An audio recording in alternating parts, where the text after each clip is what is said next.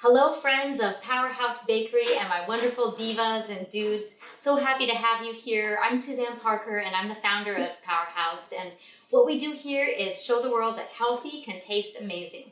And what I want to talk about today is a little bit of food science. We're going to go right into digging into nutrition topic of the fat category. Just as a refresher, remember that we are going over creating your best foods list. And what we want to do is always be looking for what foods do you want to put into each of these categories. We want to talk to you about really what is the best foods that go into each of these categories and how does that make sense for you. Because when it boils down to it, we want to make sure that you have a healthy list of foods to eat that really help to meet your wellness goals. And sometimes those wellness goals will vary from person to person and depending on where you are in your life cycle, and if you're fighting a disease or a condition, or if you're trying to prevent maybe a genetic predisposition to a condition that you don't want to have at all in your future. And so what we do here at Powerhouse Bakery is we really help people look at what's in their food. When I started Powerhouse Bakery, my goal was to help show that gluten-free isn't necessarily healthy just because it lives under that umbrella of healthy foods. Because sometimes what's in those foods can actually not be the best for you. Because again, it's going to depend on what you need for your body.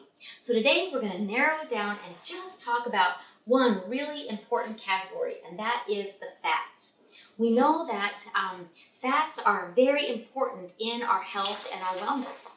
Not only do they form a really important category for energy, they also are going to be important for building blocks. And so just like we've talked about with protein and carbohydrates, so often a food group is going to have multiple functions. And when we look at the fat category, we know that it kind of has a bad reputation.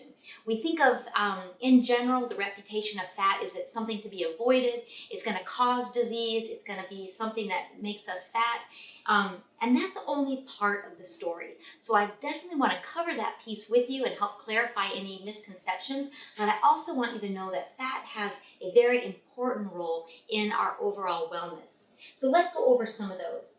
First, we're going to talk about the biggest issue, which is energy.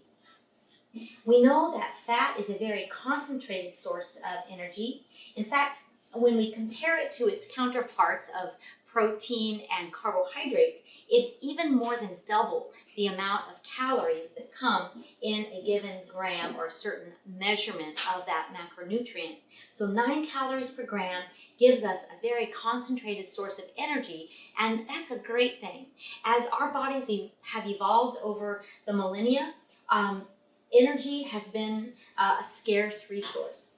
And so having a food source that has an abundance of nutrition and energy capabilities has always been very important. It's only been in the past couple hundred years that having excess is a reality. And so knowing that fat in our food chain is really important because of its concentrated energy source is an important fact to keep in mind. Mainly because if we don't have the fat component, we're not only going to have inadequate energy, we're also not going to be able to store energy. So we know that fat calories can be used as a readily available source of energy, and also it's important for storage of energy. And when we're going through long, maybe athletic events or hike, or even just a long day at work, having a storage form of energy is going to be really important to keep that blood sugar stable. And our body is so good at using the foods that we take in, having it stored, and then broken down and utilized as a way to not only give our blood sugar stabilization, but also to keep our body functioning optimally. So let's look at the rest of these categories. So we've got energy, like I just mentioned. We also have that it protects our organs. So what I mean by that is a very healthy and natural part of the fats that our body stores is to protect our organs from impact. So the kidney and the heart and the liver specifically are going to have a layer of fat around them to protect them. It not only will be a readily available source of energy that's stored near those organs so they can function, but also as just pure cushion. And did you know that our brain has a lot of fat around it also? So maybe the fathead fun and games phrasing has some reality, but the brain truly has some important fat in the makeup of those chemicals, as well as the whole makeup of the neuron. Having that fat insulation is really important so that the nerve can propel its complex structure and be able to communicate to the nerve that it wants to. So the brain is definitely an important place that we want to protect and insulate for its optimal functioning. The other area that fat's really important is maintaining body heat. There's a really interesting component that is looking at more and more now in science. We are calling it brown fat. It's not that new. Even when I was a young girl teaching aerobics back in the 80s, brown fat was talked about. And it's kind of a cool topic because while we all have brown fat, some people have more than others. And what I mean by that is it happens to just be metabolically active. And because it's a certain color, it's because it has active cells in it. So metabolically active fat has a different color than, say, labile or non-active fat cells. So one type of fat cell will just store energy, and it kind of just hangs out and waits for the neuro connectivity to open up the door and let some fat cells go out for energy. Other fat cells, which we call brown fat, is really cool because it is very important in not only maintaining our body temperature, but it also has a very interesting impact on our overall burning of fat and our fat metabolism and our body composition. So a lot of that is genetics, meaning how much fat we have stored in our bodies, as well as around our organs as protection, and of course how much our bodies use fat as a source of energy.